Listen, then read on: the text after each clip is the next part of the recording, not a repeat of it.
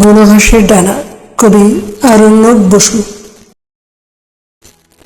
জানো শ্যামলী মা, ঘুম ভাঙলেই যে মুখগুলো ট্রেনের কামরায় আলতো ঠান্ডার ক্লোজআপে আর দুলুনিতে আবছা দিগন্তের মতো ভেসে ওঠে, তেমন মুখ দেখে সেদিন সাত সকালে মনে হলো।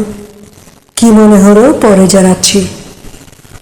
জানো শ্যামলী মা, যাদের সঙ্গে ব্যাগ থাকে, আকণ্ঠ তৃষ্ণার পাশে সুদূর ঝর্ণার জল, শিশুর হাসি, সলিল চৌধুরীর সুর, তাদের নামগুলো কি যে আশ্চর্য সুন্দর। শুনবে?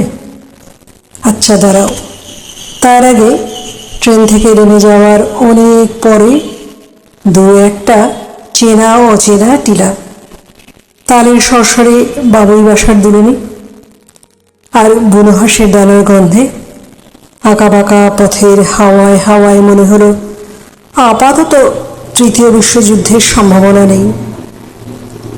এই তো সেই না দেখা দিগন্ত, যার কাছে আমি একটা নতুন বাড়ির স্বপ্ন গচ্ছিত রেখেছিলাম।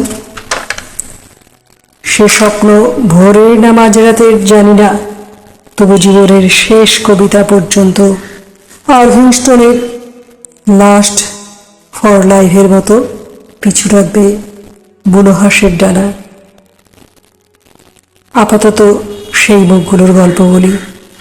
আচ্ছা দাঁড়াও, তার আগে তোমার কপালে আলতো চুলগুলো আর নাকের পাটায় যে নেতারহাটের সূর্যাস্ত, তাকে একটু ছুতে দেবে? আমি অমরত্বের কাছে নত যেন হব না।